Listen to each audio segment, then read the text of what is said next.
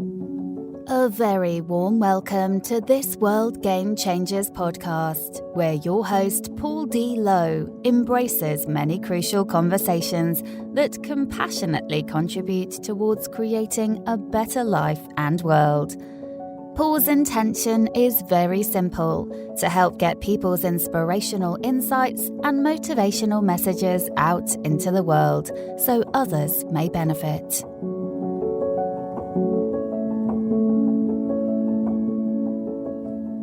Hello everyone, and welcome to this World Game Changers podcast episode. My name is Rebecca Wheele, and I am a director at World Game Changers, very honoured to be a director, or one of the directors. And today I am joined by Paul Lowe. Welcome, Paul. Thank you. Seems very, very strange being listening to somebody else do the intro. But listeners, we're in very good hands here. And hey, listen, there might be a few stumbles. Who cares? Anyway, I digress. I want to call you Mom. I digress, Mom. Call me Mom if you like. Mom. So yes, Paul, you've been the host for a fair while now on the podcast, and we're kind of having a little play with swapping roles, I guess. And so I've got a few questions to start us off with. And the first one is very playful, very fun. So I'm just going to ask you it. You have no knowledge of this question, or like prior awareness of this question. So it's a fun one, okay? So if you were an animal, what animal would you be and why? Wow, love this. And you can go wherever you want to go with it. I mean, elephant. And I'll tell you why. Gently strong. I saw a caption. I've actually used the caption. I know you've seen it, Rebecca. Yeah, elephant, gently strong. Because when you look at the matriarchal instincts, energy of an element, they are so big and so strong. But you watch the way that they nurture their young and interact with other beings. They are so gentle. They are the epitome of a paradox in my thoughts. So yeah. So you, from now on, Mom, you can call me Nelly if you wish. Ah, Nelly. Nelly the Ellie. Nelly the Ellie. I love that because, sorry, go on. Well, what I was going to say is, I think we've got to be careful here, listeners, Rebecca and I, because we do tend to have zany, ridiculous conversations where we spend more time laughing than actually talking. So we could probably call this the laughing episode. I don't know. We'll see or maybe singing, because we have got a closet singer in our midst in terms of Rebecca, but that's another time, another place. Yeah, another place, I think. But yeah, you're right. We do tend to go down rabbit holes. So perhaps a rabbit would also be appropriate for this question. But no, I love the elephant because, as you say, it holds both the gentleness and the giantness, and isn't that so true of life, that we tend to kind of separate the two polarities, and actually they're both kind of united in a sense, and it's a paradox. So yes, anyway, so elephant does hold the paradox, and paradoxes are very prevalent in life. And I think the other thing is, and you and I, to answer your question, you and I have recently created a brand where there's two, and I'll call them kissing swans. And I love the symbolism of that, because when you look at the graceful nature of a swan, the way it glides down the river, and this symbolism of two swans back to back, actually coming at things from different directions, but forming this heart shape. That's symbolic as well. So I really like that image of, the gracefulness of, fauna. Yes. And it's like, I love that mirror as well, because I feel like, everything in life, in a sense, is a mirror, because everything is reflecting back to us, and we have a perspective and perception of what is going off. And so there's always that mirror if we have the awareness to know that that's something that we can learn from and take from, and so I've always been fascinated by symmetry, and I guess in a sense, like the swans, I feel like almost it's the two parts, because we talked earlier before the podcast about the head and the heart, And we can be in battle with those, or they can kind of come together and be in harmony with each other. And I kind of feel like the swans coming together can also represent possibly those two sides. How do you feel about that? Does that work for you, that metaphor with the head and the heart? Massively so. Yeah. You know, and when we, we're kind of, I suppose, going into the territory here of the heart's intelligence.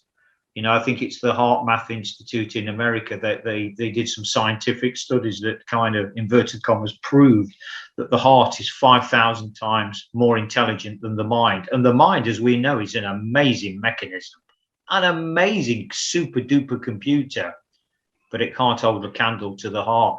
But isn't it true, Rebecca? And it seems so strange calling you Rebecca. I feel like I'm on a formal podcast now, listeners, and because Rebecca and I have got just, let's say, a close relationship, and we have kind of, pet names, as we do with, like family members, let's say. So yeah, hence, Rebecca spoke about going down a rabbit hole. Listeners, I'm going down a rabbit hole here. Let's do it. I'm going down a rabbit hole, one of many. But doesn't this reflect the reality of conversations that we have with people? And we kind of put so much pressure on ourselves afterwards, or even in the heat of the call. I should have said this. I should have said that. I'm expected to have said this, done that. And rather than that just being in flow and allowing ourselves to express ourselves from that place of vulnerability, of love, compassion, whatever that state may be at any one given moment in time. Yeah, I feel there's we've spoken so many times about taking the learning from situations. So I find that when I have those thoughts of, should have said this or should have done that, or, just taking that learning of like, okay, well, how can I bring that into the next situation? But then at the same time, there's a letting go of, just whatever has happened. You can't do anything about what has happened, but you can take the learning and you can bring that into the now. So for an interesting one, listeners, because I think Rebecca asked that question as a nice kind of, gentle icebreaker. And here we are, we've spent, I don't know how much time, and that's fine. It's not that the clock's on or whatever, but interesting how we get engrossed in conversations, isn't it? And this is, for me, this is the essence of life, that we can talk about, with people that we're very, very close to, very aligned with. We can talk about absolutely anything. It's not about the words, and we know that words have power and have energy, but it's about the energy, that transference of energy. And for me, the highest form of energy is love. And we could be having a conversation here, listeners, around, I don't know, the price of fish in Carlisle, for example, or the price of prawns in Pennsylvania. I don't know if you can get prawns in Pennsylvania. I don't even know. Does it really matter? Because it's that dance that takes place between human beings, isn't it? So what you're kind of speaking into there is it's more about the energy. Yeah, absolutely. Every time. So how do you dance with that? In obviously words have energy, and when we talk, you can tell a lot from the words people use. So how do you feel like you dance with that? You're reading energy, you're feeling the energy, but there's also the words that come into play as well. I mean, obviously they do have they are communication and part of a communication. There's the energy, there's the body language, there's the nuances in the communication. So I guess my question is, to what extent does the words play a part in, I don't know, does that even make sense? It does. It makes sense to me. I'm not so sure it'll make sense to our listeners, but yeah, in a most abstract way, we kind of understand each other. And so let me kind of answer that, listeners, the best way I can. There is yet again a study that that gives, and it's not an exact science, but I think it's a fairly decent guide, where it says physiology is responsible for 55% of our communication. 38% is tonality. Only 7% are words. 7% of what we say are words. So, let me give an example then, listeners, to try and give this. Now, obviously, you can't see me and Rebecca on this podcast, but I'm going to convey a message and just see how it lands to you, the listener. And imagine on this first scenario, so I'm going to use the exact same words, but in two different contexts, and see how, well, Rebecca, you're going to be the recipient because you can see me. So see how this lands with you. I love you. I love you. I love you. As opposed to, Rebecca, I love you. I love you. I love you. Now, the words are exactly the same. Look at the big difference. One of them was kind of authentic. The other one, so the words were 7%, or very minuscule in terms of the percentage.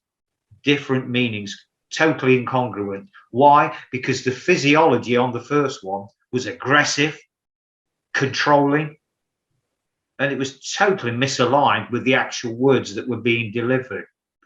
So when you put it in the context of energy, energy is the boss. Energy is the highest order. So when people are saying things to me, or they drop words, and I do it myself, and I'm very conscious of it, but I don't worry about it anymore. Yes, there's that split ego sort of control driven aspect that says, oh, maybe you shouldn't have said that, or maybe, blah, blah, blah. And I find myself actually having follow-up calls with people now, say, well, actually, I just want to explain to you what the intent was behind that, because it may have come across and been misunderstood. And, with people that I'm really close to, and we laugh about it, we joke about it. Obviously, the proverbial stranger in the bus queue, you haven't got that opportunity to redress it. Yeah. I mean, does that kind of answer your question? It does. And what's come to my mind there is about how there's always the intention, and I guess intention is the right word, that's attached to the energy. Yeah. Because the energy is always coming from a place.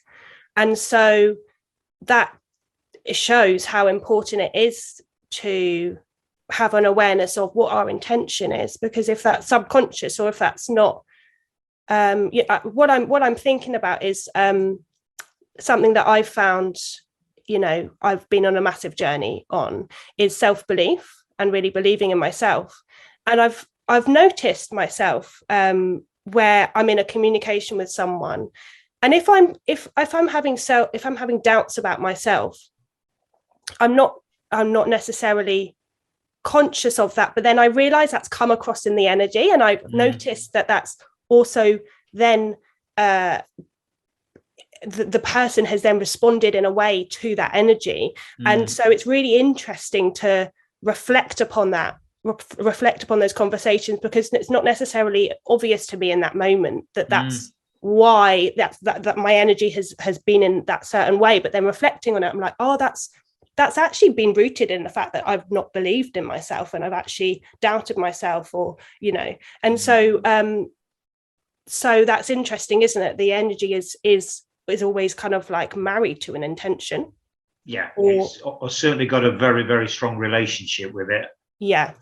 Yeah, I agree with that. And that brings in the whole, I suppose we don't want to go too deep here, want to keep this light and what have you. And obviously, hopefully massively beneficial, but it's a kind of chicken and egg situation. Which comes first?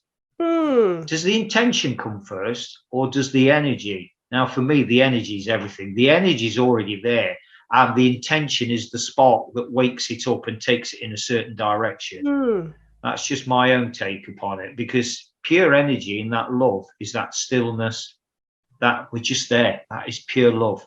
And then we'll get a thought that will take us down a certain avenue, or a certain way of being or thinking or feeling. But they're all very, they're all very closely into it. Hence that saying, listeners, just be careful what you focus on. because it just might come and tap you on the shoulder.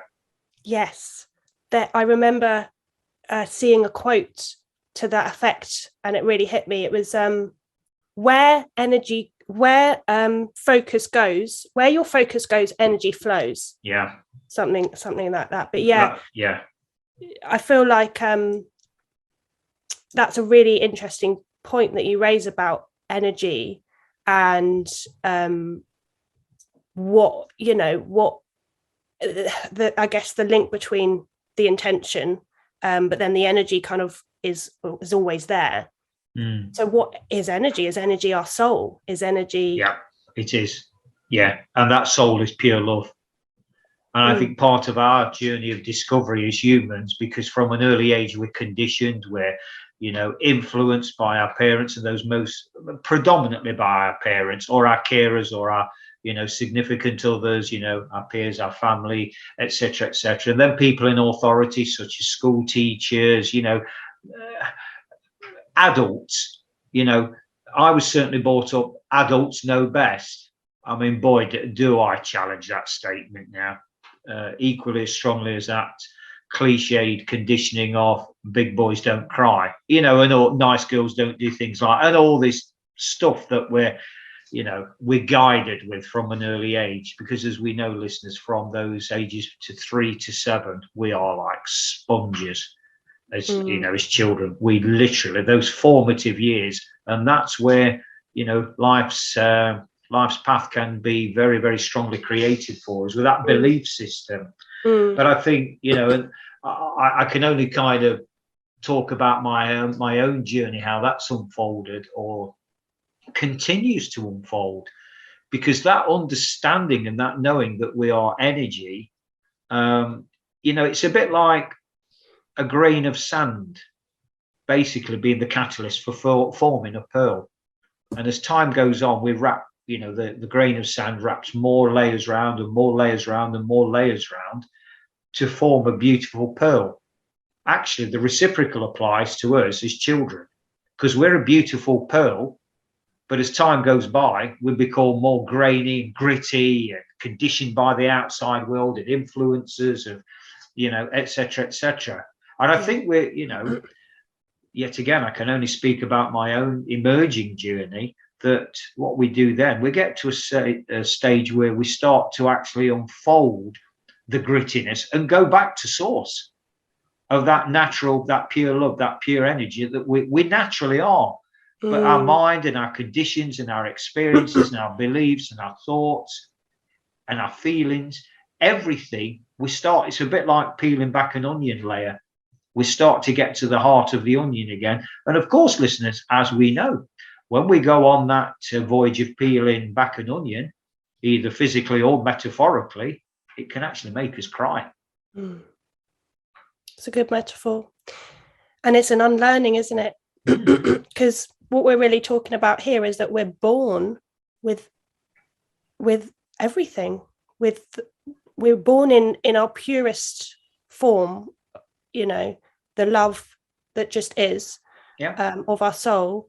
And along the way, all sorts of life things happen, and you learn things, and you kind of can get a bit lost. And so bringing it back, it's like a coming home to the self. Is the journey, and maybe that's the journey of life, coming home to yourself. Definitely yeah.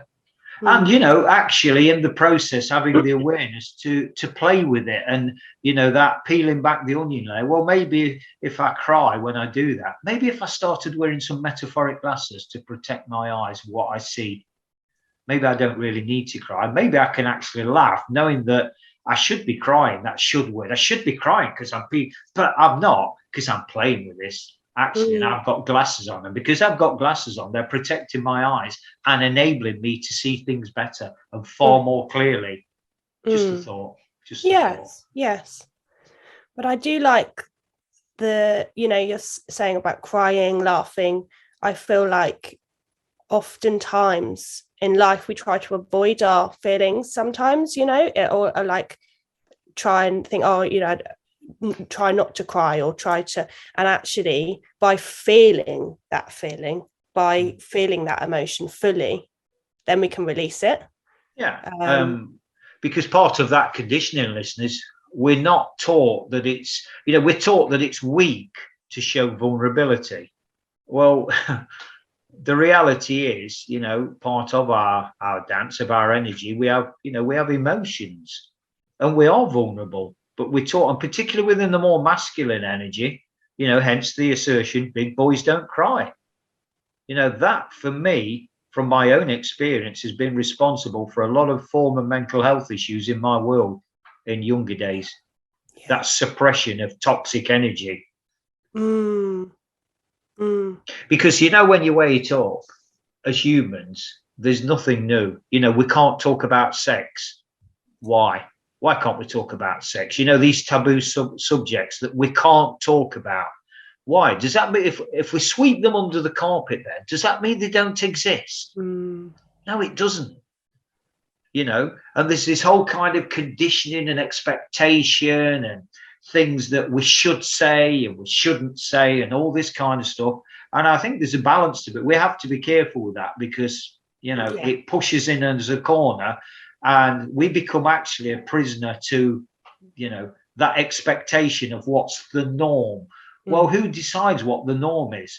If 50 million people out of 60 million people say it's okay to walk around with a yellow hat on your head, then it's socially accepted. But if only one person says it, it's like, oh, look at that weirdo over there. He or she's got a yellow hat on. They're crazy. It's that perception and conditioning yet again, isn't it? It is, yeah. And I feel like the more, as you say, there's a balance to be had with it, but brushing stuff under the carpet or pretending like, oh, we don't want to talk about that, or we don't want to, that kind of creates shame because you're hiding it. And why hide something that's just a part of life? Or why brush something, avoid it, pretend it's not there? It creates this kind of feeling that something's wrong. And really, right or wrong, is there right or wrong in life? I mean, of course it's kind of how we perceive things. That's quite a big question, really. Is that, I mean, of course there's going to be so many different levels to that, but it's just an interesting one to think about. I'm trying to remember, I think it was Dr. David, his name will come to me, but he did something. You brought in the word shame and guilt there, Rebecca. It seems so strange calling you Rebecca. Mom appears to be mom at the top of this. So yeah, mom. Go with mom. Was it David Hawkins? Excuse me. Anyway, he created this table of energy levels, power. And I think his book was called Power versus Force. And at the bottom of at the top of the scale, was 1,000. Vibrationally, 1,000 was kind of the top of the scale. And that was around what he called enlightenment. Now, interestingly, on his scale, love sat right in the middle at 500. And right at the bottom, with a vibrational scale of around 20 and 30, was shame and guilt. So it's low-level vibrational stuff that, as energy, we do vibrate. I mean, there's, obviously not sort of judging Dr. David's work in any way. For me personally, I don't agree with that scale because I think we're already enlightened. That's who we are, but we might have been having a nap at the moment, so we might not fully be aware of everything, but like love itself, it's who we naturally are. And there's this whole reawakening to say, okay, now I understand who I am, not what my body or the color of my hair or my gender or all these labels dictate who I think I am, big boys don't cry and all that conditioning, etc., etc. But there's something far, far, far deeper, the reality of who I truly am. And that's the voyage of discovery. And so to go back to Dr. David's scale, vibrational scale from his book, Power versus Force, is, for me, love is a 1,000. It's actually the ultimate energy, the vibration, because it's who we are. And this is really, I suppose, in many respects, Mom, what voyage and conversations and voyages of discovery all around, because we are continuing to peel back those onions. Yeah, that's an interesting one, that scale. I also don't think I agree with that, but I don't know, where he was coming from with it. But as you say, I fully feel that enlightenment, kind of the whole idea of enlightenment is that, there's a place for us to get to, whereas actually we are already light. And as you call it, a reawakening is, kind of what we experience, what some people experience in life. So it's it's just really, and I think it's, hopefully light, I was going to say humorous. Humorous is not the right word, but I mean, does it matter? At the end of the day, does it matter what the word is? I don't know. I guess not. Because words, as we spoke about earlier, was only 7%. So but they, they do have power and they do have guidance, don't they? They do. And also, humor. I remember once hearing from someone on a podcast about laughter being the highest vibration. I mean, obviously there's so many people have so many different opinions about this, and it's kind of like what relates most to us. But so it's interesting you brought in the word humor, because I do feel like that is such a, obviously love is the foundation of humor in a sense. But laughter is just, it can lift us from, laughter is such an important thing in life. Humor is such an important thing in life. And important kind of feels like the wrong word to use, because it's quite a serious word. Significant, isn't it? Yet again, it's part of who we naturally are. But I think I've certainly been, and I want to use a word now that I'm going to watch myself how I react internally when I use this word. But I'm certainly guilty of. You're guilty, Paul. There's a self-judgment there. All of a sudden, by using that you're guilty, Paul. The subconscious is listening to that and reacting accordingly.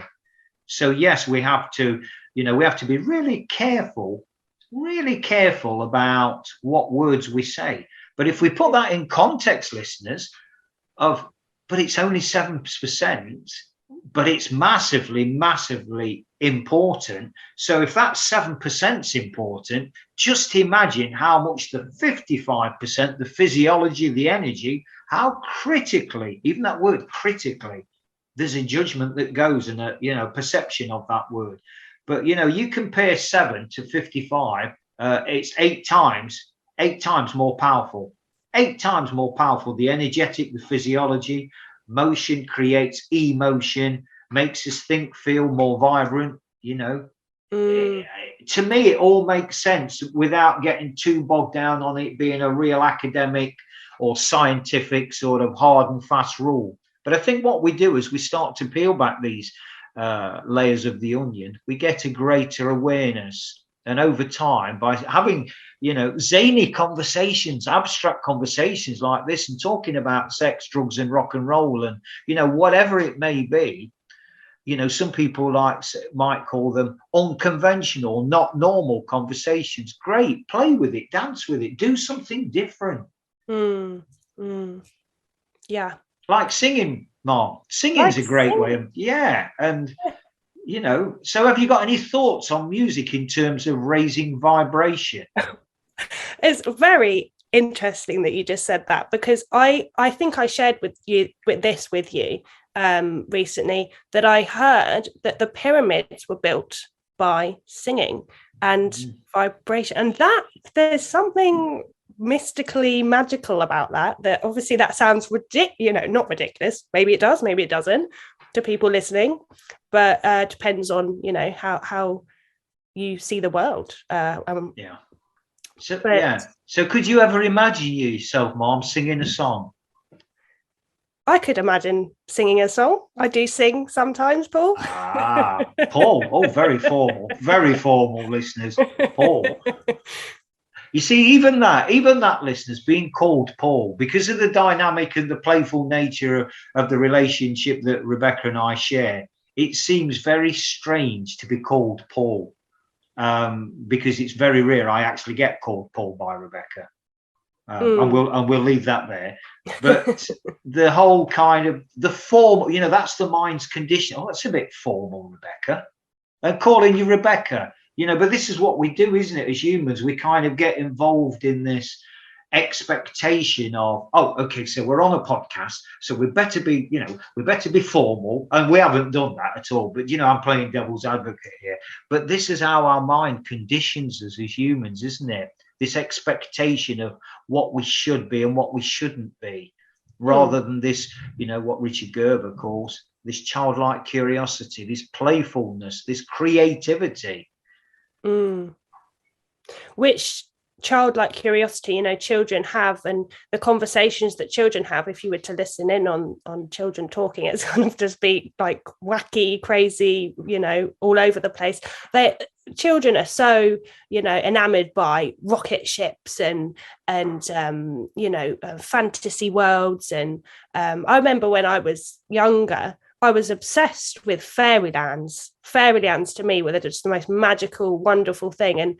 And so, as a child, it's like anything is possible and everything is possible. And because of that, it kind of is, if that makes sense, because, and that's what we kind of, I think, lose a bit as adults, and bringing that back into our adult life is where the magic really does start to happen, I feel. Yeah, definitely. But there's that whole conditioning of, yet again, we've got to keep peeling back the layers to get to the truth of for me, what you've said, absolutely, 100%, that is there. That's who we are.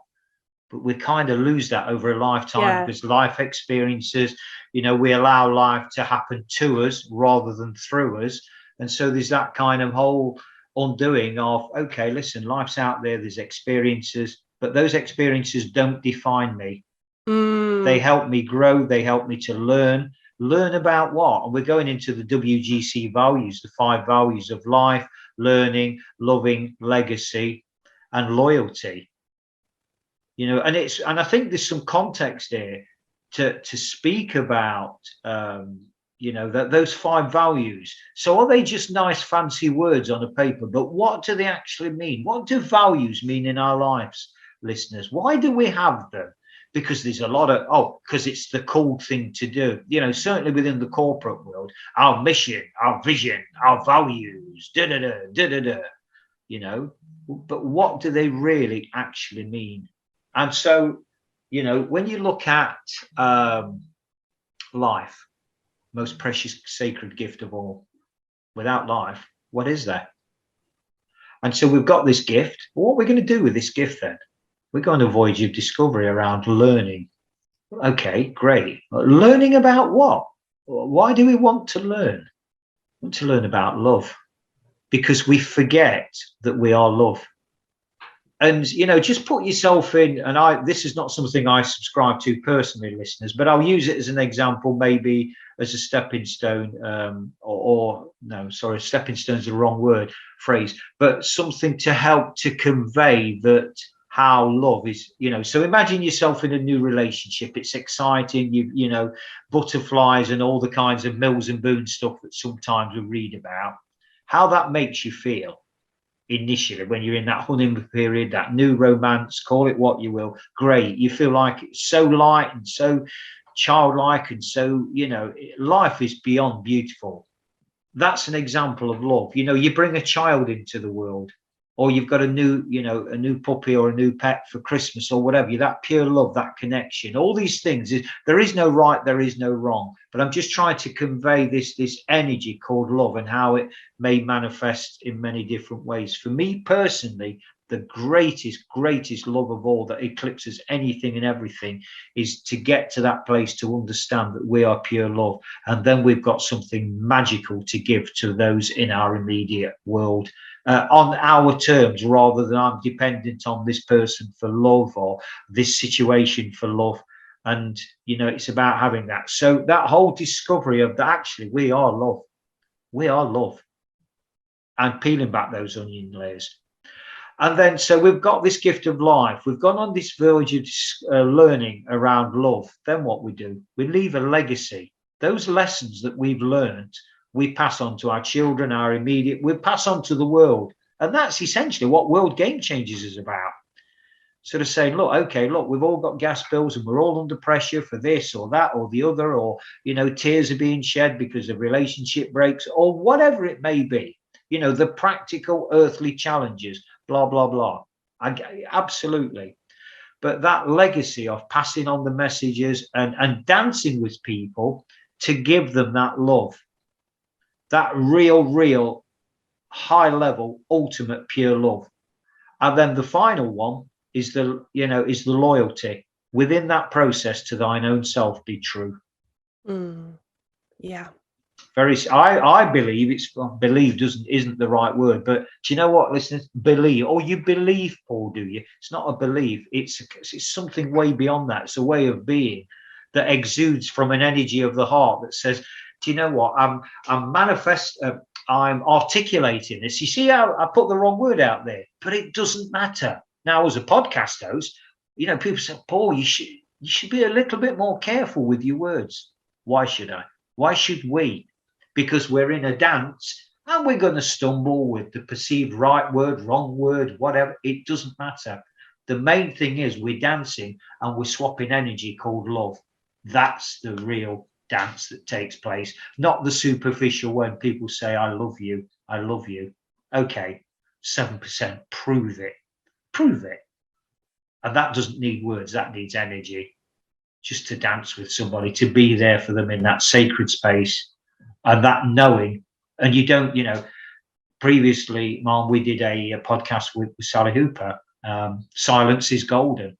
And that was just about communication without saying words. Now, how that landed with individual listeners, that's another story. It was a mirror in some respects to say, what when you're listening to this, how's it landing you? What you're seeing, what you're feeling.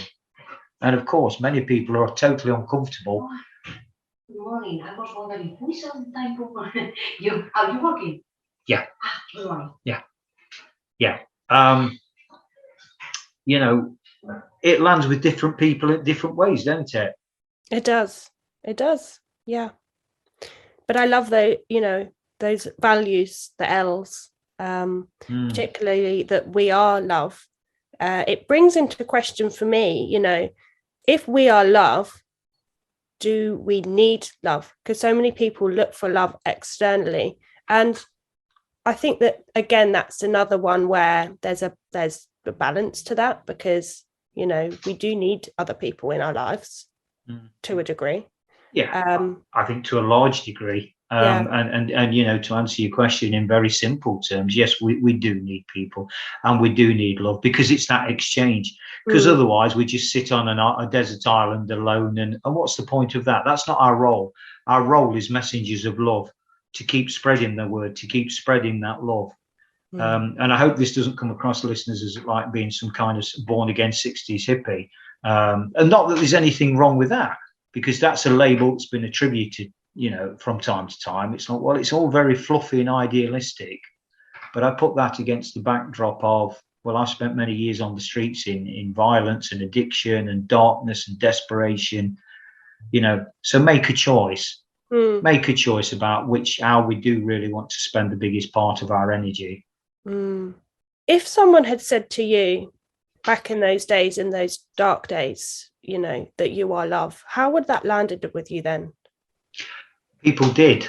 And there was actually, in the midst of all the chaos and all the darkness and all the desperation, etc., there was a kind of knowing what they were saying, but it was so strangled by the fear and the darkness, and I suppose by the extra layers of fear. And I think that's the journey of learning I've been on over the years, to keep peeling back those layers to get to the heart of the matter, the heart of the onion, the truth. Yeah. Wow. Yeah. So interesting one, Mom. Interesting one. Interesting indeed. Yeah. Indeed. Lots to chew on there, isn't there? Lots to chew on indeed. So hopefully, listeners, you've found that to be curious, you found it to be playful, you've found it to be, I don't know, it's not for me to offer labels and suggestions. It will land with you as an individual, where it will land. And that story is true for all of us, isn't it? Yeah. And that brings in just, you said to thine own self be true, being true to yourself in life and just expressing that. And then that is what will, radiate outwards. And that's what will, in a way, that's what will help people the most without you're not actually trying to help people. You're just being who you are. And, that actually does paradoxically help the most in many ways. And you will attract people accordingly without, having to sort of contrive or what have you, because that's who you are. And like attracts like naturally. So an interesting one. Let's close it off there, Mom, if we may. And if I can invite you in to share one or two details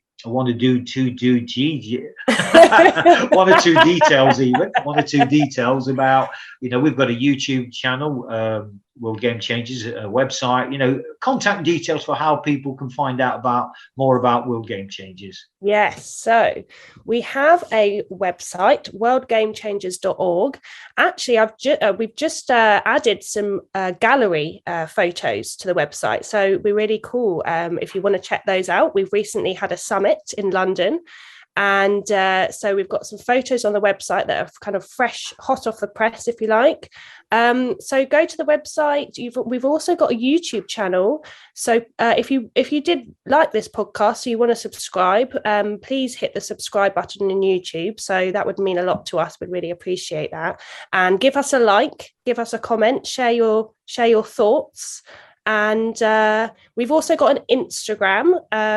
So that's World Game Changers. So check us out on Instagram, give us a follow on there.